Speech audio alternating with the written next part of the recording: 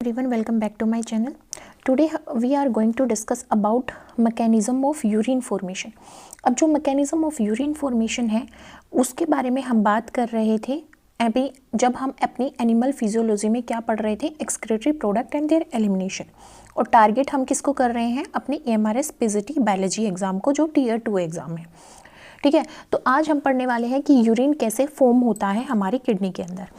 तो जब हम यूरिन फॉर्मेशन के मैकेनिज्म को स्टडी करेंगे तो तब हम स्टडी करते हैं इसको 3 प्रोसेसेस में, 3 स्टेप्स में या 3 प्रोसेसेस में हम इसको समझते हैं कि कैसे हमारी बॉडी में यूरिन फॉर्म होता है। बेसिकली ये होता क्या है, किडनी के अंदर ब्लड आता है एफरेंट आर्टरियोल्स के थ्रू और किडनी उसको फिल्टर करती है, और जो यहाँ पे फिल्ट्रेट होता है उस फिल्ट्रेट को ही हम क्या बोलते हैं, यूरिन बोलते हैं। अब उस फिल्ट्रेट से कुछ सब्सटेंस होते हैं जो रीएब्जॉर्ब कर लिए जाते हैं, जिनकी हमारी बॉडी को ज़रूरत पड़ती है। कुछ होते हैं जो हमें पास आउट करने अपनी बॉडी से, क्योंकि वो हमारी बॉडी के लिए टॉक्सिक होते हैं। इसीलिए जो यूरिन फॉर्मेशन की प्रोसेस है वो 3 स्टेप या 3 प्रोसेसेस में कंप्लीट होती है। फर्स्ट स्टेप होता है अल्ट्रा फिल्ट्रेशन या ग्लोमरुलर फिल्ट्रेशन, सेकंड स्टेप होता है सिलेक्टिव ट्यूबुलर रीएब्जॉर्प्शन, और थर्ड स्टेप होता है हमारा ट्यूबुलर सिक्रेशन। थर्ड स्टेप क्या होता है हमारा, ट्यूबुलर सिक्रेशन। तो इन्हीं स्टेप्स को हम 1 बाय 1 यहाँ पे स्टडी करेंगे। ठीक है, तो यहाँ पे हमें डायग्राम में क्या दिख रहा है, यहाँ पे हमें डायग्राम में दिख रहा है अपना स्ट्रक्चर ऑफ नेफ्रॉन। अब इस नेफ्रॉन की स्ट्रक्चर से हम एक बार ओवरव्यू ले लेते हैं कि एक्चुअल में हमारा यूरिन की जो फॉर्मेशन होती है तो वो कैसे होती है। ठीक है, देखो सबसे पहले क्या होता है, एफरेंट आर्टरियोल्स हमारा क्या करती है, ब्लड को लेके आती है। ठीक है, ब्लड को कहाँ पे लेके आती है, ये हमारी नेफ्रॉन में या किडनी में लेके आती है फिल्टर करने के लिए। अब यहाँ पे क्या है, ग्लोमरुलर कैपिलरीज है, मतलब कि कैपिलरीज का यहाँ पे एक नेटवर्क होता है जो हमारा पहला कैपिलरी बेड फॉर्म करता है, जहाँ पे मेन क्या होती है, फिल्ट्रेशन की प्रोसेस होती है, जहाँ पे सबसे पहले फिल्ट्रेशन की प्रोसेस होती है। ठीक है, अब जो ब्लड है वो एफरेंट आर्टरियोल्स के थ्रू एंटर करेगा कहाँ पे, कैपिलरी बेड में। कैपिलरी बेड कौन सा है, glomerular capillaries capillary bed form करती है जहाँ पे फिल्ट्रेशन होता है। अब यहाँ पे क्या होता है, जो एफरेंट आर्टरियोल्स होती हैं वो थिक होंगी, बट जो इफरेंट आर्टरियोल्स होंगी वो थिन होंगी, मतलब उनकी जो लूमेन होता है, ये बीच का जो स्पेस होता है इसको क्या बोलते हैं, लूमेन। तो जो एफरेंट आर्टरियोल्स होती हैं, उनका लूमेन क्या होता है, ब्रॉड होता है, थिक होता है, तो वहाँ पे स्पेस ज़्यादा होता है। पर जो एफरेंट आर्टरियोल्स होती हैं उनका लूमेन क्या होता है, उनका लूमेन होता है नैरो, उनका लूमेन क्या होता है, नैरो होता है। इसी वजह से यहाँ पे हाई प्रेशर क्रिएट होता है, ठीक है, जिसकी वजह से यहाँ पे फिल्ट्रेशन की प्रोसेस होगी। क्यों होगी, क्योंकि यहाँ पे पोडोसाइट सेल्स होती हैं, ठीक है, जो क्या, जिनके अंदर क्या होता है, स्लिट प्रेजेंट होती है, और उन स्लिट से क्या होता है, जो भी हमारा ब्लड है वो फिल्टर होता है। ठीक है, अब जो हमारा फिल्ट्रेशन की जो प्रोसेस है यहाँ पे हमारी कहाँ पे हो रही है, ग्लोमरुलस कैपिलरीज में। ग्लोमरुलर कैपिलरीज में हमारी फिल्ट्रेशन की प्रोसेस हो रही है। जब फिल्ट्रेशन होता है तो यहाँ पे वाटर हुआ या फिर ग्लूकोज हुआ, अमाइनो एसिड हुए, आयंस हुए, या फिर हमारा यूरिया हुआ, ये सब हमारे फिल्टर कर दिए जाते हैं बोमेन कैप्सूल के अंदर। बोमेन कैप्सूल तो ये कप शेप्ड का कैप्सूल है, पर इसके अंदर जो ये कैपिलरीज है यहाँ पे फिल्ट्रेशन हो रहा है। तो ये वाटर को, ग्लूकोज को, अमाइनो एसिड को, आयंस को और यूरिया को क्या कर रहे हैं, फिल्टर कर रहे हैं। बट यहाँ पे क्या चीज़ है जो फिल्टर नहीं होती, यहाँ पे हमारी रेड ब्लड सेल्स और हमारा जो प्रोटीन है वो यहाँ पे फिल्टर नहीं होता, क्योंकि इनका साइज़ क्या होता है, साइज़ इनका लार्ज होता है। ठीक है, और यहाँ पे जो हमारी प्रोसेस हो रही है वो अल्ट्रा फिल्ट्रेशन हो रही है, बहुत माइन्यूट सब्सटेंस को वो फिल्टर कर रही है। तो अल्ट्रा फिल्ट्रेशन में हमारा आरबीसी और प्रोटीन फिल्टर नहीं होता है। अब जो ये बोमेन कैप्सूल है, ये जो नीचे हमारा ये बोमेन कैप्सूल है, जो कप शेप्ड का कैप्सूल है, इसमें क्या आएगा, जो भी फिल्ट्रेट आएगा वो इसमें कलेक्ट होता चला जाएगा। तो ये कप की तरह है जो कलेक्ट करेगा हमारे फिल्ट्रेट को। तो यहाँ पे जो हमारा ग्लोमरुलर फिल्ट्रेट ग्लोमरुलर कैपिलरी से फिल्टर होके आएगा वो इकट्ठा हो जाएगा। फिर आता है हमारा पीसीटी। ठीक है, पीसीटी आता है जिसमें हमारा क्या होता है, क्या होगा, पीसीटी है, और हमारा यहाँ पे लूप ऑफ हेनले है, और हमारा हाँ ठीक है, जो हमारा ट्यूब्यूल वाला पोर्शन है वहाँ पे क्या होता है, रीएब्जॉर्प्शन होता है। रीएब्जॉर्प्शन होता है उन सब्सटेंसेस का जिसकी हमारी बॉडी को ज़रूरत है। रीएब्जॉर्प्शन में क्या क्या रीएब्जॉर्ब होगा, ग्लूकोज रीएब्जॉर्ब हो जाएगा, अमाइनो एसिड हो गया, वाटर हो गए, सोडियम आयन हो गया और क्लोराइड आयन हो गया। इनका क्या कर लिया जाता है, रीएब्जॉर्प्शन कर लिया जाता है ताकि हमारी बॉडी में क्या करा जा सके, इलेक्ट्रोलाइट बैलेंस करा जा सके, सोडियम और क्लोराइड को अपटेक करके और वाटर का रीएब्जॉर्प्शन करके डिहाइड्रेशन की प्रोसेस को ख़त्म किया जा सके। क्योंकि हमारी बॉडी में डिहाइड्रेशन हो गई तो हमें चक्कर आने लग जाएंगे, हम आप अपनी एक्टिविटी परफॉर्म नहीं कर पाएंगे, नॉर्मल मेटाबॉलिक एक्टिविटी नहीं होंगी। तो वाटर को रीएब्जॉर्ब कर लिया जाता है, अमाइनो एसिड को रीएब्जॉर्ब कर लिया जाता है और ग्लूकोज को एब्जॉर्ब कर लिया जाता है ताकि ये जो भी हमारे ये एसेंशियल सब्सटेंसेस हैं ये लॉस ना हो और हमारी बॉडी अच्छे से नॉर्मली अपनी मेटाबॉलिक एक्टिविटी परफॉर्म करती रहे। ठीक है, अब जो ट्यूबल सिक्रेशन है, सिक्रेशन यहाँ पे होता है कलेक्टिंग डक्ट में। कलेक्टिंग डक्ट में हमारा क्या होगा, सिक्रेशन होगा, या यहाँ पे भी हमारा सिक्रेशन होता है डीसीटी में भी। ठीक है, फिर यहाँ पे जो सिक्रेशन होगा, इस सिक्रेशन में ब्लड से ट्यूबुल में क्या जाता है, हाइड्रोजन आयन जाती है, पोटेशियम आयन जाते हैं, अमोनिया आता है, अमोनिया जाता है, जो भी हमारी ड्रग्स होती हैं वो जाती हैं, जो भी हमारी बॉडी में टॉक्सिन्स प्रेजेंट है वो सब सिक्रेट आउट होते हैं। ठीक है, ये एक्टिवली सिक्रेट किए जाते हैं ट्यूब्स में। एक्टिवली सिक्रेट का करने का मतलब है कि यहाँ पे एटीपी की रिक्वायरमेंट होती है इनको सिक्रेट करने के लिए। ठीक है, अब इन सब को जब हम हाइड्रोजन आयन को, पोटेशियम आयन को या अमोनिया को, ठीक है, या फिर हम ड्रग्स को या टॉक्सिन को जब सिक्रेट करते हैं तो हम अपनी बॉडी की हेल्प करते हैं क्या मेंटेन करने में, एसिड बेस बैलेंस मेंटेन करने में, एसिड बेस बैलेंस मेंटेन करने में, और एक्स्ट्रा जो पोटेशियम आयन प्रेजेंट होता है हमारी बॉडी में उसको एक्सक्रीट आउट करने में हेल्प करते हैं। जो ये सिक्रेशन है ये हमारी बॉडी को डिटॉक्सिफाई करता है, डिटॉक्सिफाई करता है टॉक्सिन्स को रिलीज आउट करके। ठीक है, अब यहाँ पे हम यही पढ़ेंगे इस पूरे लेक्चर वीडियो में कि फिल्ट्रेशन कैसे होता है, रीएब्जॉर्प्शन कैसे होता है, सिक्रेशन कैसे होता है और एक्सक्रीशन कैसे होता है। ठीक है, तो ये तो हमने देखा कि ओवरव्यू, क्या क्या सब्सटेंस हम रीएब्जॉर्ब करेंगे, क्या क्या सब्सटेंस हम एक्सक्रीट आउट करेंगे, इसको हम थोरोली समझते हैं स्टेप बाय स्टेप मैनर में कि कैसे एक्चुअल में हमारी बॉडी में ये चीज़ें परफॉर्म होती हैं। तो सबसे पहले हम बात करते हैं अल्ट्रा फिल्ट्रेशन की, और जिसको हम क्या बोलते हैं, ग्लोमेरुलर फिल्ट्रेशन भी बोलते हैं। अल्ट्रा फिल्ट्रेशन को ग्लोमेरुलर फिल्ट्रेशन इसलिए बोला जाता है क्योंकि ये एक ऐसी प्रोसेस होती है जिसके थ्रू ब्लड प्लाज्मा फिल्टर होता है। कहाँ, ग्लोमेरुलर कैपिलरीज में। जैसे हमने यहाँ पे देखा था, यहाँ पे क्या था, these were the glomerular capillaries. ये ग्लोमेरुलर कैपिलरीज थी जो क्या कर रही थी, फिल्टर कर रही थी ब्लड को। जो फिल्ट्रेट था वो इस कप शेप्ड स्ट्रक्चर में क्या कर रहा था, बोमेन कैप्सूल में इकट्ठा हो रहा था। ठीक है, तो इसीलिए यहाँ पे ग्लोमेरुलर फिल्ट्रेशन इसको बोला जाता है क्योंकि यहाँ पे जो फिल्ट्रेट है वो ग्लोमेरुलर कैपिलरीज से फिल्टर होके कहाँ पे इकट्ठा हो जाता है, बोमेन कैप्सूल में इकट्ठा हो जाता है। अब एफरेंट आर्टरियोल्स जो होती है उसका जो लूमेन है वो ब्रॉड होता है, पर इफरेंट आर्टरीज का नैरो होता है, जिसकी वजह से यहाँ पे हाई प्रेशर क्रिएट होता है, और हाई प्रेशर क्रिएट होने की वजह से ही ग्लोमेरुलर फिल्ट्रेशन परफॉर्म हो पाता है। और ये पहला स्टेप होता है यूरिन फॉर्मेशन में। ये कहाँ पे होता है, रीनल कार्पसल्स में, जिसके अंदर ग्लोमेरुलस आता है और हमारा बोमेन कैप्सूल आता है। इसी को हम मालफिजियन ट्यूबल्स भी बोलते हैं। इस वाले पोर्शन को क्या बोलते हैं, मालफिजियन ट्यूबल, क्योंकि इसके अंदर ग्लोमेरुलर कैपिलरीज ये वाला पोर्शन एंड बोमेन कैप्सूल ये वाला पोर्शन इसमें इंक्लूड किया जाता है। अब देखो कहाँ पे होता है, ये होता तो किडनी के नेफ्रॉन में ही है, पर किडनी की नेफ्रॉन में भी उसके कौन से पार्ट में, ग्लोमेरुलस पार्ट में एंड बोमेन कैप्सूल में। और इसी प्रोसेस को अल्ट्रा फिल्ट्रेशन बोलते हैं क्योंकि ये बहुत ही माइन्यूट सब्सटेंसेस को क्या कर रहा है, फिल्टर कर रहा है। ठीक है, it is a pressure driven filtration. अब ये भी पूछा जाता है कि किस मैकेनिज्म के थ्रू फिल्ट्रेशन हो रहा है, तो यहाँ पे प्रेशर क्रिएट किया जाता है जिसकी वजह से यहाँ पे फिल्ट्रेशन की प्रोसेस कंप्लीट होती है। बहुत ही स्मॉल मॉलिक्यूल्स होते हैं जो इससे पास होके बोमेन कैप्सूल में इकट्ठा हो पाएंगे। लार्ज मॉलिक्यूल जैसे कि प्रोटीन हो गया या ब्लड सेल्स जैसे रेड ब्लड सेल्स हो गई, ये इससे पास नहीं होते हैं।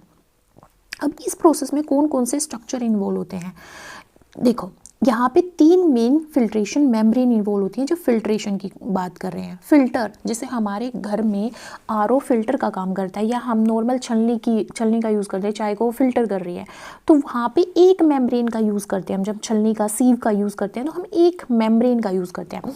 बट जब यहाँ पे अल्ट्रा फिल्ट्रेशन की बात करते हैं, जहाँ पे ग्लोमुलर कैपिलरीज फिल्टर करती हैं ब्लड को और फिल्ट्रेट को इकट्ठा करती है बोमेन कैप्सूल में, वहाँ पे 3 लेयर से फिल्टर होता है। 3 मेम्ब्रेन लेयर यहाँ पे फिल्ट्रेट का काम करती है, फिल्ट्रेशन का काम करती है। कौन कौन सी मेम्ब्रेन होती है? एक होती है फेनेस्ट्रेटेड एंडोथीलियम। ये एंडोथीलियम लाइनिंग है, किसकी है? ग्लोमेरुलर कैपिलरीज की। फर्स्ट इससे पास होगा हमारा ब्लड। देन बेसमेंट मेम्ब्रेन, जो एक नेगेटिवली चार्ज मेम्ब्रेन होती है, जिसकी वजह से प्रोटीन जो पॉजिटिवली चार्ज होगा वो इससे बाइंड हो जाएगा और प्रोटीन का लॉस नहीं होगा। तो पहली होती है हमारी ग्लोमेरुलर कैपिलरीज की लाइनिंग, जिसको हम फेनेस्ट्रेटेड एंडोथीलियम बोलते हैं। देन आती है हमारी बेसमेंट मेम्ब्रेन, जिससे हमारा ब्लड पास होता है, जो नेगेटिवली चार्ज होती है, ताकि जो भी हमारे ब्लड में पॉजिटिव प्रोटीन प्रेजेंट होंगे, पॉजिटिवली चार्ज प्रोटीन प्रेजेंट होंगे, वो उससे बाइंड हो जाएंगे और उनका लॉस नहीं होगा। देन होती है पोडोसाइट सेल्स, जिनके अंदर स्लिट प्रेजेंट है, छोटा छोटा कट लगा हुआ है। उन कट से क्या होता है? फिल्टर होता है हमारा ब्लड। ये एक साइज सिलेक्टिव मैनर में फिल्टर करती है, स्मॉल साइज के पार्टिकल्स को पास होने देती है, और हमारे लार्ज साइज के मॉलिक्यूल्स जो होते हैं, जैसे रेड ब्लड सेल्स, प्रोटीन्स हैं, वो इससे पास नहीं होते। ठीक है, तो ये चार्ज सिलेक्टिव मैनर में और साइज सिलेक्टिव मैनर में क्या करती है? हमारी सब्सटेंसेस को क्या करती है? फिल्टर करती है। तो 3 मेम्ब्रेन से पास होना पड़ता है हमारे ब्लड को फिल्टर होने के लिए। अल्ट्रा फिल्ट्रेशन की प्रोसेस में फर्स्ट होता है fenestrated endothelium, then basement membrane, and third is podocyte. ये क्या पास होता है? जब ये फिल्ट्रेट होता है या फिल्ट्रेशन की प्रोसेस होती है, तो इससे क्या पास होता है? वाटर पास हो जाता है, ग्लूकोज पास हो जाते हैं, अमाइनो एसिड पास हो जाते हैं, यूरिया या अमोनिया भी यहाँ पे पास हो जाता है। ठीक है, अमोनिया और यूरिया भी पास हो जाता है, और ions, sodium, potassium chloride ions, ये इन मेम्ब्रेन से पास हो जाते हैं। एंडोथीलियम से, बेसमेंट मेम्ब्रेन से, पोडोसाइट से, इन तीनों से पास होने की कैपेबिलिटी किसकी है? वाटर की, ग्लूकोज की, अमाइनो एसिड की, यूरिया की और आयंस की। अब ये फिल्ट्रेशन क्यों होता है? क्या ऐसा फोर्स है जो इस फिल्ट्रेशन की प्रोसेस को करवाता है? Pressure mechanism. यहाँ पे प्रेशर क्रिएट होता है, प्रेशर क्रिएट होने की वजह से, हाई प्रेशर क्रिएट होने की वजह से ही ये फिल्ट्रेशन की प्रोसेस जो है वो कंप्लीट हो पाती है। तो जो ये अल्ट्रा फिल्ट्रेशन है, ये किसकी वजह से हो रहा है? जो ग्लोमेरुलर कैपिलरीज है उसके अंदर ब्लड प्रेशर क्रिएट हो रहा है। ठीक है, अब इंपॉर्टेंट प्रेशर, कौन कौन से इंपॉर्टेंट प्रेशर हैं जो मेन रोल प्ले करते हैं ग्लोमेरुलर फिल्ट्रेशन में? पहला है ग्लोमेरुलर हाइड्रोस्टैटिक प्रेशर, जो अप्रोक्स 55 mmHg होती है, Hg का होता है, और ये क्या करता है? फिल्ट्रेशन को फेवर करता है। सेकंड होता है ब्लड कोलोडियल ऑस्मोटिक प्रेशर, जो ब्लड में कोलोडियल सब्सटेंस होंगे वो ऑस्मोटिक प्रेशर क्रिएट करते हैं। कितना प्रेशर क्रिएट करते हैं? अबाउट 30 mmHg का, जो फिल्ट्रेशन को अवॉइड करता है। कोलोडियल सब्सटेंस हमारे फिल्ट्रेट मेम्ब्रेन से, या जो मेम्ब्रेन प्रेजेंट है उससे पास नहीं हो पाते, तो वो फिल्ट्रेशन को अपोज करेगा। ग्लोमेरुलर हाइड्रोस्टैटिक प्रेशर फेवर करेगा फिल्ट्रेशन को। एक कैप्सुलर हाइड्रोस्टैटिक प्रेशर क्रिएट होता है यहाँ पे 15 mmHg का, जो फिल्ट्रेशन को अपोज करता है। तो काइंड यहाँ पे जो अपोजिशन है वो 45 mmHg का प्रेशर क्रिएट कर रही है, और जो हमारा फिल्ट्रेशन को फेवर कर रहा है वो 55 mmHg को के प्रेशर को मेंटेन कर रहा है। तो जो हमारा फेवर करने वाला प्रेशर है वो थोड़ा हाई है, इस वजह से यहाँ पे फिल्ट्रेशन हो जाता है। पर किसका होता है? स्मॉल साइज के पार्टिकल्स का या सब्सटेंसेस का, जैसे water, glucose, amino acid, urea, ammonia and ions, इनका फिल्ट्रेशन होता है। अब नेट फिल्ट्रेशन प्रेशर का डिफरेंस कितना आ रहा है? अप्रोक्स 10 mmHg, क्योंकि हमारा जो फेवर कर रहा है वो 55 mmHg है, और जो फेवर नहीं कर रहा है, वो अपोज कर रहा है, वो 45 mmHg है। तो हमारा जो नेट फिल्ट्रेशन प्रेशर है वो कितना आता है यहाँ पे? 10 mmHg। सो फिल्ट्रेशन ओक्योर होता है पॉजिटिव प्रेशर की वजह से। किसकी वजह से? पॉजिटिव प्रेशर की वजह से हमारा फिल्ट्रेशन ओक्योर हो पाता है, और वो सिर्फ स्मॉल साइज के पार्टिकल्स को सिलेक्टिवली पास करता है, सिलेक्टिवली फिल्टर करता है, या तो उसके चार्जेस के बेसिस पे या फिर उसके साइज के बेसिस पे। नेक्स्ट है हमारे पास glomerular filtration rate, GFR, glomerular filtration rate, GFR, amount of filtrate formed per minute. GFR क्या है? Glomerular filtration rate. जब भी हम किसी चीज़ का रेट निकालते हैं तो हम उसको किसके रिस्पेक्ट में स्टडी करते हैं? टाइम की रिस्पेक्ट में स्टडी करते हैं। ठीक है। यहाँ पे हम किसके रिस्पेक्ट में स्टडी करते हैं, टाइम के रिस्पेक्ट में। तो यहाँ पे जो फिल्ट्रेट की अमाउंट है वो जितना फॉर्म हो रहा है पर मिनट, उसको क्या बोलेंगे, ग्लोमेरुलर फिल्ट्रेशन रेट बोलेंगे। नॉर्मल पर्सन में नॉर्मली ये कितना होता है, अबाउट 125 ml पर मिनट। एक मिनट में 125 ml हमारा फिल्ट्रेट रिलीज होता है किडनी से। और पर डे की बात करें तो 180 लीटर 180 लीटर पर डे। तो अगर हम मिनट के हिसाब से देखो तो 125 लीटर पर मिनट, अगर डे के हिसाब से देखें तो 180 लीटर पर डे हमारा जो ग्लोमेरुलस कैपिलरीज है ना, जो ग्लोमेरुलर कैपिलरीज है वो फिल्टर करती हैं हमारे ब्लड को। ओनली अबाउट 1 और 1.5 लीटर बिकम यूरिन।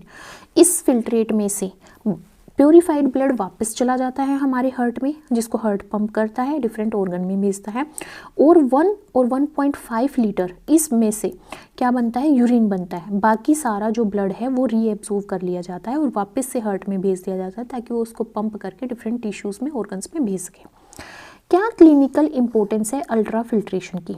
अगर हमारा ग्लोमेरुलर फिल्ट्रेशन रेट डिक्रीज हो रहा है तो ये किस चीज़ को इंडिकेट करता है, ये किडनी फेलियर को इंडिकेट करता है। तो जब हम क्लिनिकल टेस्ट करवाते हैं और हम ये दिखाते हैं कि भी हमारा ग्लोमेरुलर फिल्ट्रेशन रेट बहुत कम है, या हमारे टेस्ट में ऐसा आया है कि हमारा ग्लोमेरुलर फिल्ट्रेशन रेट क्या है, कम है, तो वो किस चीज़ को इंडिकेट करेगा, किडनी फेलियर को इंडिकेट करेगा। अगर हमारे यूरिन में प्रोटीन आ गया, हमने यहाँ पे पढ़ा था कि प्रोटीन को पास नहीं होने देता हमारा फिल्ट्रेट। जब भी हमारा ग्लोमेरुलर फिल्ट्रेशन होता है तो प्रोटीन उसमें पास नहीं होता, यही पढ़ा था। बट अगर हमारे यूरिन में प्रोटीन आ गया तो इसका मतलब क्या है कि हमारी जो फिल्ट्रेट मेम्ब्रेन है, 3 मेम्ब्रेन थी हमारी, पहली क्या थी, endothelium, fenestrated endothelium, then basement membrane, फिर पोडोसाइट की मेम्ब्रेन। तो अगर यहाँ पे प्रोटीन आ गया, इसका मतलब क्या है कि फिल्ट्रेट की मेम्ब्रेन क्या हो गई, डैमेज हो गई, जिसकी वजह से जो लार्ज साइज के पार्टिकल है वो भी क्या हो रहे हैं, फिल्ट्रेट में जा रहे हैं। JFR ग्लोमेरुलर फिल्ट्रेशन रेट किससे मेजर किया जाता है, इन्यूलिन क्लियरेंस से और क्रिएटिन क्लियरेंस से। ये इंपॉर्टेंट पॉइंट है। ये भी पूछा जा सकता है कि JRF को मेज़र कैसे करते हैं, इन्यूलिन क्लियरेंस से या फिर क्रिएटिनिन क्लियरेंस से हम मेज़र करते हैं JFR रेट को। नेक्स्ट प्रोसेस आती है हमारी सिलेक्टिव ट्यूबुलर रीएब्जॉर्प्शन की। Selective tubular reabsorption, selective tubular reabsorption वो प्रोसेस है जिसमें यूजफुल सब्सटेंस को वापस से रीएब्जॉर्ब कर लिया जाता है फिल्ट्रेट से, ठीक है, ब्लड में। क्यों? क्योंकि हमारी बॉडी को उनकी रिक्वायरमेंट होती है नॉर्मल मेटाबॉलिक फंक्शंस परफॉर्म करने के लिए, अपनी बॉडी को मेंटेन करने के लिए, होम्योस्टेसिस ऑस्मेटिक बैलेंस मेंटेन करने के लिए, ठीक है। After ultra filtration glomerulus capillaries में हो रहा था, जहाँ से हमारा ब्लड ब्रूमेन कैप्सूल में जाता है, उसके बाद हमारा ट्यूबुलर सेक्शन में जाता है, PCT, रूपोफेनले, DCT में जाता है। तो वहाँ पे क्या होता है, रीएब्जॉर्प्शन होता है उन सब्सटेंसेस का जो हमारे लिए इंपॉर्टेंट है, जैसे ग्लूकोज, जैसे अमाइनो एसिड, जैसे वाटर, कुछ आयंस जिनकी हमें ज़रूरत पड़ती है, तो उनको वापस से रीएब्जॉर्ब कर लिया जाता है। It mainly occurs in different part of nephron. तो कहाँ पे होगा selective tubular reabsorption, tubular part में होगा। कहाँ पे होगा, ट्यूबुलर पार्ट में। कहाँ पे, PCT में, प्रॉक्सिमल कॉन्वोल्यूटिव ट्यूबल्स में। मेजर रीएब्जॉर्प्शन 65 to 70% रीएब्जॉर्प्शन इसी में होता है। लूपोफेनले में, DCT डिस्टल कॉन्वोल्यूटिव ट्यूबल में और कलेक्टिंग डक्ट में। इन ट्यूबुलर पोर्शंस में क्या होता है, रीएब्जॉर्प्शन होता है, बट इनमें से भी मैक्सिमम किस में होता है, PCT में। ये क्वेश्चन पूछा जाता है कि मैक्सिमम रीएब्जॉर्प्शन कहाँ पे होता है, PCT में होता है। क्या रीएब्जॉर्ब होता है, ग्लूकोज 100% रीएब्जॉर्प्शन ग्लूकोज का PCT में होता है, प्रॉक्सिमल कॉन्वोल्यूटिव ट्यूबल में। अमाइनो एसिड 100% रीएब्जॉर्ब किया जाता है PCT में, और सोडियम 65% जो सोडियम है वो PCT में एब्जॉर्ब किया जाता है, कुछ लूपोफेनले में और कुछ DCT में भी एब्जॉर्ब किया जाता है। वाटर का 99% हमारा PCT, लूपोफेनले और कलेक्टिंग डक्ट में एब्जॉर्ब किया जाता है, पर DCT में नहीं किया जाता। इसीलिए हम लूपोफेनले का जो डिसेंडिंग पार्ट होता है उसको क्या बोलते हैं, वाटर ड्रिंकिंग पार्ट बोलते हैं, क्योंकि यहाँ पे मैक्सिमम वाटर रीएब्जॉर्ब होता है, उसके बाद रीएब्जॉर्ब नहीं होता, जिसकी वजह से कंसनट्रेटेड यूरिन बनता है, ठीक है। तो वाटर का मैक्सिमम रीएब्जॉर्प्शन कहाँ पे होगा, descending part of loop of Henle. Urea partially यहाँ पे क्या करा जाता है, रीएब्जॉर्ब किया जाता है पीसीटी में और कलेक्टिंग डक्ट में। HCO3 नेगेटिव, ये हमारा बाइकार्बोनेट आयन जो है वो मोस्टली प्रोक्सिमल कॉन्वोल्यूटिव ट्यूबल में रीएब्सॉर्ब किया जाता है। अब देखो हमने पढ़ा कि हमारा जो ट्यूबुलर पार्ट है या तो पीसीटी या लूप ऑफ एन या डीसीटी, इन्हीं में क्या होगा, रीएब्जॉर्प्शन होगा। अब हमने ये पढ़ा कि कौन सा सब्सटेंस कहाँ पे रीएब्जॉर्ब किया जाता है, जैसे ग्लूकोज हमारा पीसीटी में, अमाइनो एसिड पीसीटी में, sodium PCT, loop of Henle DCT, water हमारा descending part of loop of Henle में मेजरली, अदरवाइज पीसीटी और कलेक्टिंग डक्ट में भी किया जाता है। पार्शली यूरिया पीसीटी में एंड कलेक्टिंग डक्ट में, और HCO3 नेगेटिव पीसीटी में हमारा एब्जॉर्ब किया जाता है। इसमें बहुत सारे स्टूडेंट को क्या होता है, कन्फ्यूज़न होता है, इसको याद कैसे रखेंगे। देखो इसको याद रखने का तरीका है, हमने बोला कि मैक्सिमम जो रीएब्जॉर्प्शन होता है, मैक्सिमम रीएब्जॉर्प्शन होता है हमारा पीसीटी में, प्रोक्सिमल कॉन्वोल्यूटिव ट्यूबल्स में हमारा मैक्सिमम रीएब्जॉर्प्शन होता है। तो इसको याद कैसे रखेंगे, इसको याद रखेंगे कि पीसीटी में हमारा क्या होता है, GAWN गॉन, ठीक है, GAWN gone in PCT. GAWN से क्या है, G से हमारा ग्लूकोज है, ठीक है, A से हमारा अमाइनो एसिड है, W से हमारा क्या है, वाटर, और N से क्या है हमारा सोडियम।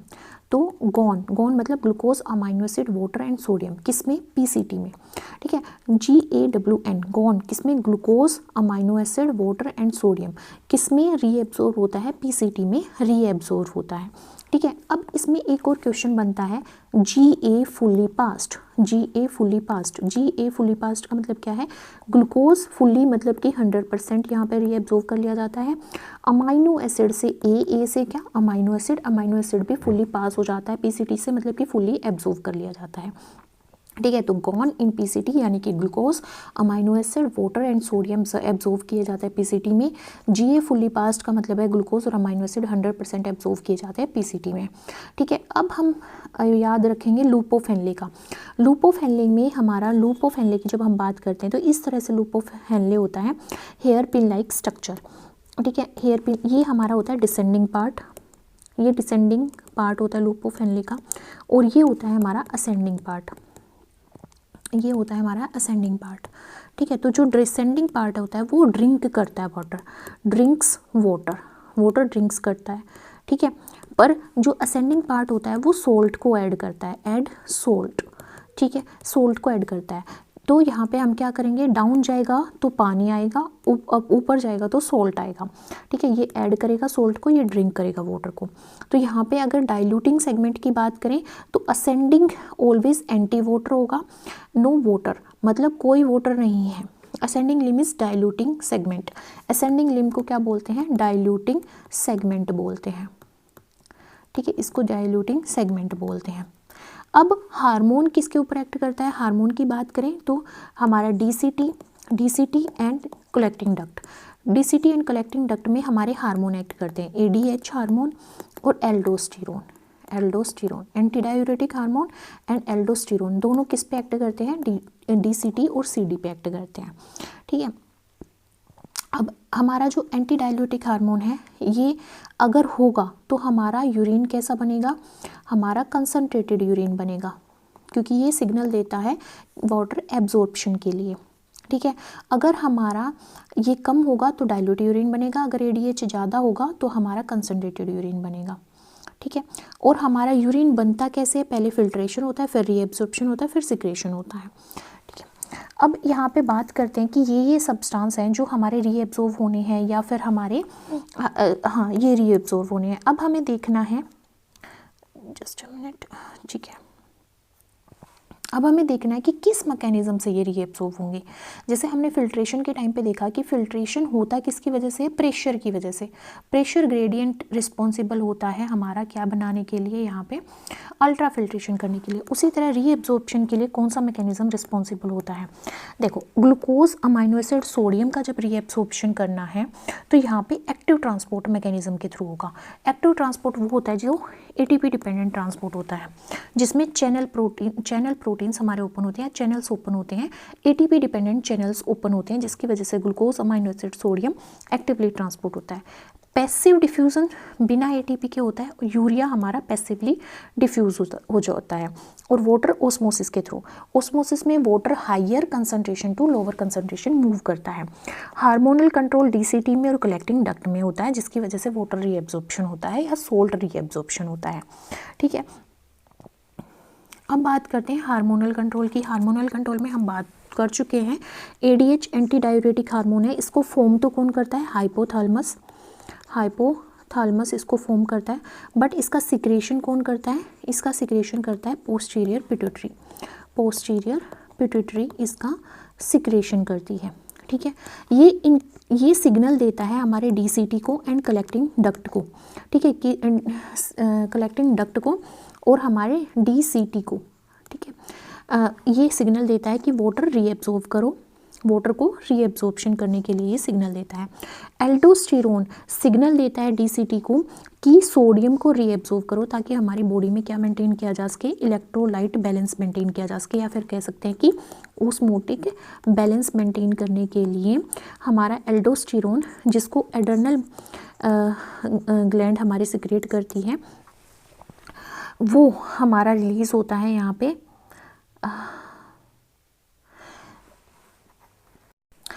जो हमें सिग्नल देता है हमारे डीसीटी को कि भाई सोडियम को रीएब्जॉर्ब कर, ताकि हमारी बॉडी में इलेक्ट्रोलाइट बैलेंस या फिर हम कह सकते हैं कि ऑस्मोटिक बैलेंस मेंटेन हो उसके। ठीक है, अब इसमें हमें क्या इंपॉर्टेंट पॉइंट है जो याद रखने हैं कि मैक्सिमम रीएब्जॉर्प्शन हमारा पीसीटी में होता है, प्रोक्सिमल कॉन्वोल्यूटेड ट्यूबल्स में होता है। Loop of Henley concentration gradient maintain करता है वाटर के रीएब्जॉर्प्शन से और सॉल्ट के रीएब्जॉर्प्शन से, मतलब कि कंसंट्रेटेड यूरिन बनाएगा। ठीक है, एडीएच कंट्रोल करता है वाटर बैलेंस, है ना। एडीएच किस पे एक्ट करेगा, कलेक्टिंग डक्ट पे या फिर डिस्टल कन्वोल्यूटेड ट्यूबल पे। जब करेगा जब हमारी बॉडी में वाटर की कमी होगी। ठीक है, तब सिग्नल जाएगा किसको, हाइपोथैलेमस को। हाइपोथैलेमस एडीएच को सिक्रेट करेगा, फिर सिक्रेट करेगा पोस्टीरियर पिट्यूटरी, फिर वो एक्ट करेगा डीसीटी पे या फिर कलेक्टिंग डक्ट पे, जिसको सिग्नल मिलेगा कि वाटर को रीएब्सॉर्ब करो, पानी की कमी हो गई है बॉडी में। ग्लूकोज अपीयर होता है यूरिन में तब होता है जब एक थ्रेशोल्ड ग्लूकोज हमारी बॉडी में कब क्रॉस कर जाता है। थ्रेशोल्ड होता है एक लिमिट, एक लिमिटेड अपर लिमिट वो क्रॉस कर चुका है और उसकी अमाउंट बहुत ज़्यादा हो गई है। ठीक है, कब हुई है ऐसे, जब हमारी बॉडी में इंसुलिन की रेजिस्टेंस क्रिएट हो गया है, या हमारी बॉडी में जब स्टोर नहीं हो रहा ग्लूकोज, तो हमें क्या हो जाता है कि हमारे यूरिन, हमारे ब्लड में ग्लूकोज की अमाउंट बढ़ जाती है, जिसकी वजह से वो यूरिन में पास आउट होने लग जाता है। और ऐसा कब होता है, डायबिटीज़ मेलिटस के केस में। ठीक है, जब हमें डायबिटीज़ मेलिटस हो।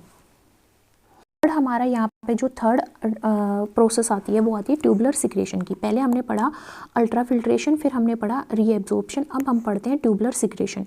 ट्यूबुलर सिक्रेशन वो प्रोसेस है जिसके थ्रू कुछ सब्सटेंसेस एक्टिवली ट्रांसपोर्ट किए जाते हैं। एक्टिवली ट्रांसपोर्ट का मतलब है एटीपी डिपेंडेंट मैनर में, एटीपी का यूज़ करके ट्रांसपोर्ट किए जाते हैं ब्लड से, मतलब कि पेरी ट्यूबुलर कैपिलरीज से। कहाँ पे, ट्यूबुलर सेक्शन में, किसके, नेफ्रॉन के। नेफ्रॉन के ट्यूबुलर सेक्शन में ट्रांसपोर्ट किए जाते हैं एटीपी का यूज़ करके। ये हमारी रीएब्जॉर्प्शन से उल्टी प्रोसेस है। रीएब्जॉर्प्शन में एब्जॉर्ब किया जाएगा वापस से ब्लड में सब्सटेंस, और सिक्रेशन में ब्लड से सब्सटेंस को सिक्रेट आउट किया जाता है ट्यूबुलर सेक्शन में, ताकि वो कलेक्टिंग डक्ट में जाए और उसके बाद वो यूरिन की फॉर्म में पास आउट हो जाए। ये कहाँ पे होता है, जो ट्यूबुलर सिक्रेशन है वो पीसीटी में होता है, प्रोक्सिमल कॉन्वोल्यूटेड ट्यूबल में, डीसीटी में होता है, कलेक्टिंग डक्ट में होता है। यहाँ पे लूप ऑफ हेनले का रोल नहीं होता।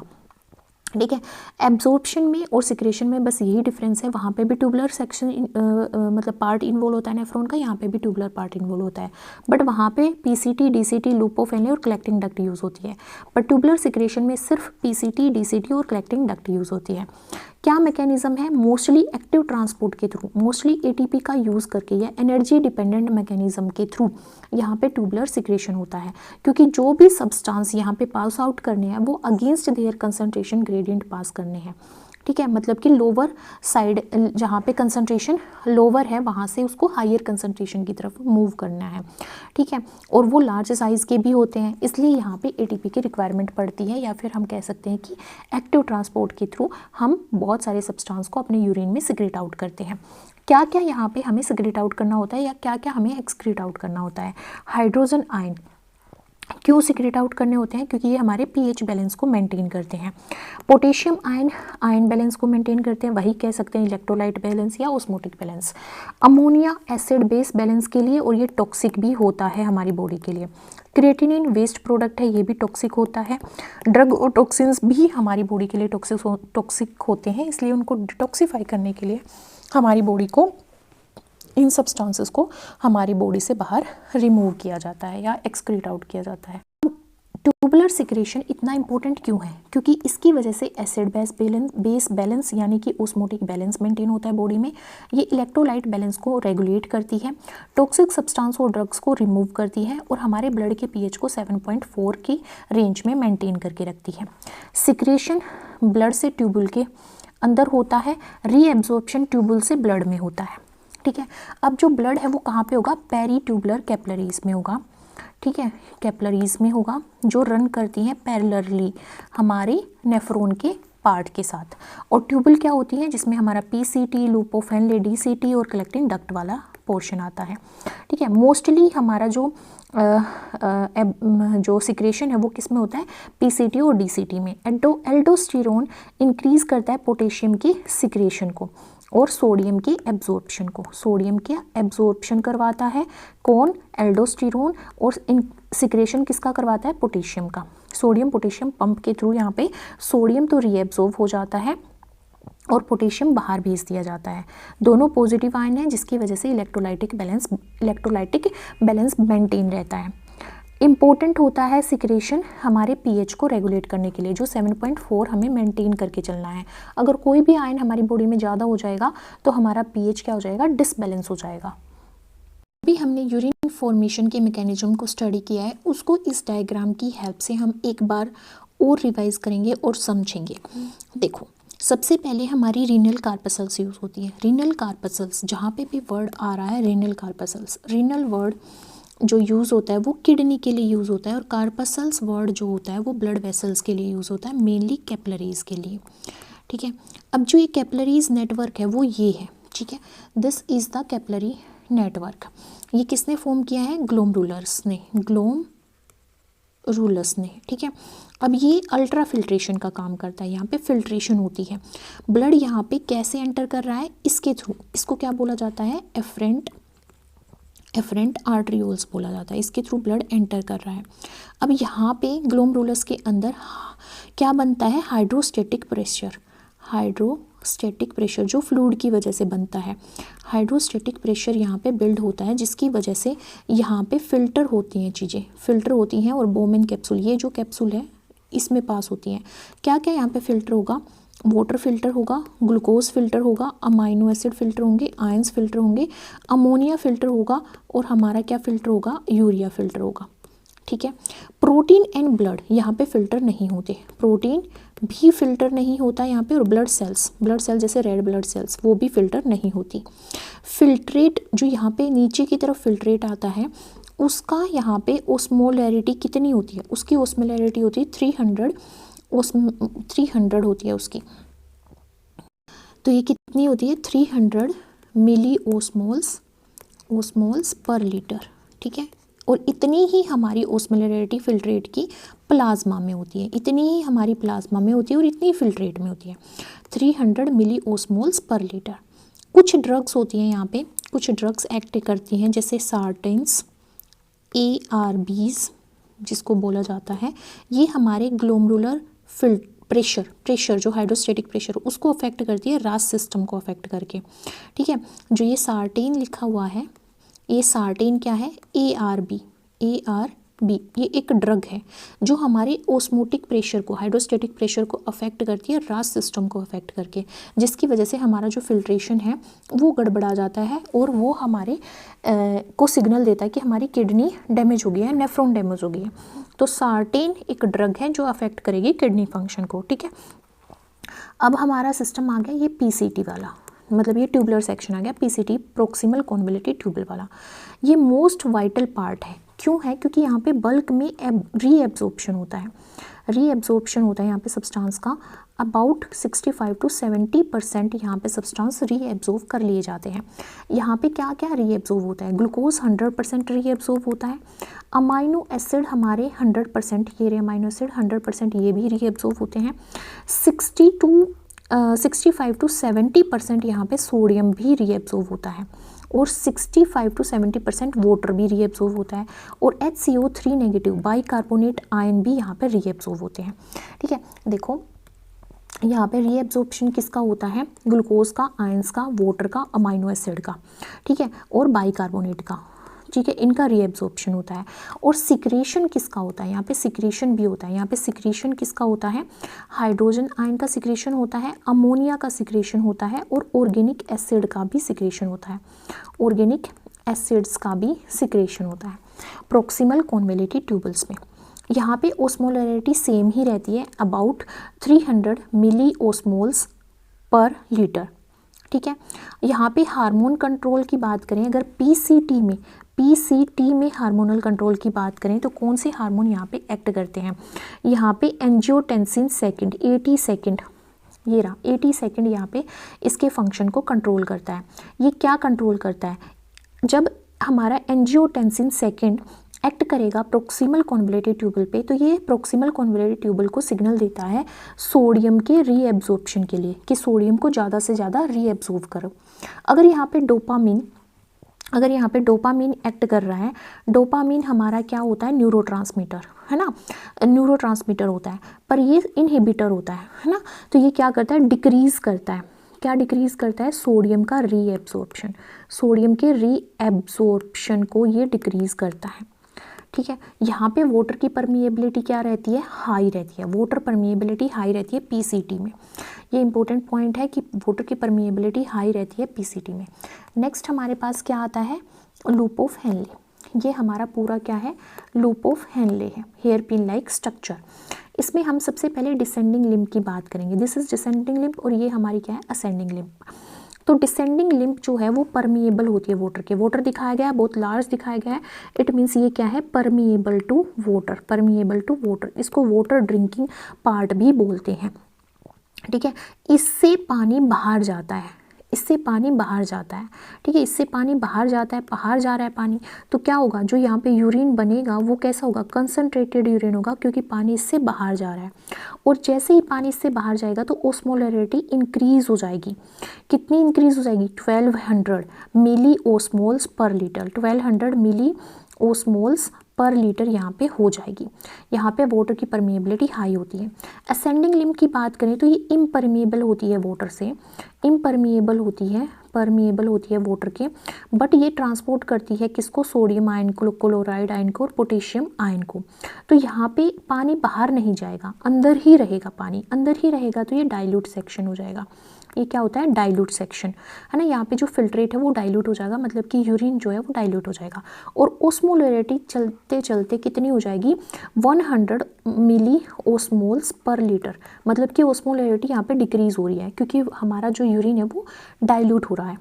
ठीक है, इसीलिए इसको क्या बोला जाता है, डाइल्यूटिंग सेगमेंट, डाइल्यूटिंग सेगमेंट, क्योंकि ये पानी को फिल्ट्रेट से रिमूव नहीं करती। ठीक है, अगर यहाँ पे हमारा क्या हो, अगर यहाँ पे हमारा फ्यूरोसमाइड यूज़ हो तो ये सोडियम क्लोराइड एंड पोटेशियम के ट्रांसपोर्टर्स को ब्लॉक कर देता है। ये एक ड्रग है, ये ड्रग है, अगर ये ड्रग हमने ले ली तो ये हमारे सोडियम पोटेशियम क्लोराइड के ट्रांसपोर्टर को ब्लॉक कर देगा, जिसकी वजह से वो हमारे ट्यूबुलर सेक्शन से बाहर मूव नहीं कर पाएंगे, बाहर मूव नहीं कर पाएंगे। और यहाँ पे कौन सा हार्मोन एक्ट करता है, एल्डोस्टेरोन हार्मोन यहाँ पे एक्ट करता है। ठीक है, फिर बात आती है इसकी, ये पार्ट है डीसीटी, डिस्टल कॉन्वोलेटिव ट्यूबल। ये फाइन ट्यूनिंग सेगमेंट है, यहाँ पे रीएब्जॉर्ब क्या करता है, सोडियम रीएब्जॉर्ब होता है, कैल्शियम रीएब्जॉर्ब होता है under parathyroid hormone, parathyroid hormone के पीटीएच हार्मोन के, पैराथायरॉयड हार्मोन के कंट्रोल के अंदर यहाँ पे कैल्शियम रीएब्जॉर्ब होगा। एल्डोस्टेरोन हार्मोन के कंट्रोल के अंदर यहाँ पे क्या रीएब्जॉर्ब होगा, सोडियम आयन रीएब्जॉर्ब होगा। ये सिक्रेट किसको करेगी, ये सिक्रेट भी करता है पोटेशियम आयन को और हाइड्रोजन आयन को, ये सिक्रेट करता है डीसीटी। ठीक है, और यहाँ पे ओस्मोलरिटी कितनी होती है, 200 मिली ओस्मोल्स पर लीटर। ठीक है, यहाँ पे एक ड्रग एक्ट करती है थायजाइड, डायूरेटिक होती है, ये डायूरेटिक डक्ट होती है थायजाइड, है ना, ये एक्ट करती है। यहाँ पे वाटर परमिएबिलिटी हाई होती है, और वो वाटर की परमिएबिलिटी किस पे ऊपर डिपेंड करती है, ADH हार्मोन के ऊपर डिपेंड करती है, एंटी डायूरेटिक हार्मोन के ऊपर डिपेंड करती है। अगर एंटी डायूरेटिक हार्मोन यहाँ पे एक्ट कर रहा है तो ये वाटर को बाहर नहीं जाने देगी। अगर यहाँ पे नहीं एक्ट कर रहा है तो ये पानी को मतलब यूरिन के अंदर पानी ज़्यादा होगा अगर ADH नहीं होगा, अगर ADH होगा तो यूरिन कंसनट्रेटेड होगा, गाढ़ा होगा मतलब। फिर आता है हमारा ये वाला पोर्शन, ये क्या है, हमारी collecting duct. This is collecting duct, इसको क्या बोलते हैं, कलेक्टिंग डक्ट। फाइनल कंसंट्रेशन जो होती है यूरिन की वो यहीं पे होती है। यहाँ पे ADH भी एक्ट करता है, ADH भी एक्ट करता है, एल्डोस्टेरोन भी एक्ट करता है। यहाँ पे जो ADH है वो इंसर्ट करता है चैनल, कौन से channel, aquaporins 2। Aquaporins water channel होते हैं, एक्वापोरिन्स 2 यहाँ पे इंसर्ट कर देता है एंटी डायूरेटिक हार्मोन। ठीक है, जिसकी वजह से वाटर रीएब्सॉर्प्शन बढ़ जाता है और हमारा जो यूरिन आता है वो कंसनट्रेटेड आता है। ठीक है, और यहाँ पे एल्डोस्टेरोन एक्ट करता है जो सोडियम की एब्जॉर्प्शन को इंक्रीज करेगा। ठीक है, बिना, अगर हमारे पास यहाँ पे ADH नहीं हो, विदाउट ADH, अगर ADH नहीं है तो हमारा यूरिन कैसा होगा, डाइल्यूट। जब डाइल्यूट होगा तो उसकी ओस्मोलैरिटी कितनी होगी, 1000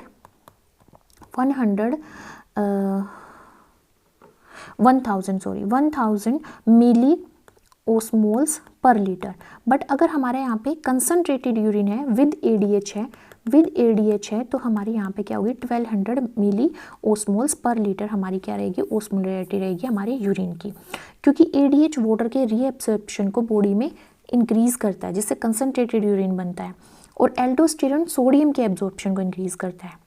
ठीक है, और यहाँ पे ANP भी यूज़ होता है, ANP जो है वो सोडियम के रीएब्जॉर्प्शन को डिक्रीज करेगा, क्या करेगा, डिक्रीज करेगा। ठीक है, यहाँ पानी की जो परमिएबिलिटी है वो वेरी करती रहती है, डिपेंड करती है किस पे, हार्मोन की अवेलेबिलिटी पे। ठीक है, देखो तो यहाँ पे काउंटर करंट मैकेनिज्म फॉलो होता है। डिसेंडिंग लिम्ब क्या थी, वाटर को बाहर छोड़ेगी, असेंडिंग लिम्ब सोल्ट को बाहर छोड़ेगी। ठीक है, और मेडुलरी ग्रेडियंट क्रिएट करेगी। यहाँ पे 300 से लेके 1200 ओस्मोलैरिटी का ग्रेडियंट क्रिएट होता है, जिसकी वजह से यूरिन यहाँ पे क्या होता है, कंसनट्रेटेड बन पाता है। ओस्मोलैरिटी हमारी चलती है 300 और फिर 1200, फिर 1200 से 100 आती है, 100 से फिर 200 जाती है, 200 से फिर हमारी यहाँ पे 1000 से हमारी क्या आती है, 1200, 1000 या 1200। तो ये हमारी क्या रहती है, ओस्मोलैरिटी रहती है। मेन पॉइंट यहाँ पे हमें क्या रखने हैं याद, जो हमारा PCT है मैक्सिमम एब्जॉर्प्शन करेगा। असेंडिंग लिम्ब जो होती है वो डाइल्यूटिंग सेगमेंट होती है। ADH जो है वो DCT पे और कलेक्टिंग डक्ट पे एक्ट करता है। एल्डोस्टेरोन जो होता है वो DCT पे एक्ट करता है, और फ्यूरोसमाइड एक्ट करता है असेंडिंग लिम्ब पे। ठीक है, थायजाइड एक्ट करता है DCT पे, थायजाइड किस पे एक्ट करता है, DCT पे। ठीक है, तो ये हमारा क्या था, मैकेनिज्म था यूरिन फॉर्मेशन का। आई होप आपको ये टॉपिक क्लियर हो गया है। अगर आपको ये टॉपिक क्लियर हो गया है then like, subscribe and share to my channel. And अगर आपकी कोई क्वेरी है तो ask freely in the comment section given below, and wait for my upcoming video जिसमें हम बात करेंगे अपने रेगुलेटरी मैकेनिज्म की, कि किडनी का फंक्शन कैसे रेगुलेट किया जाता है।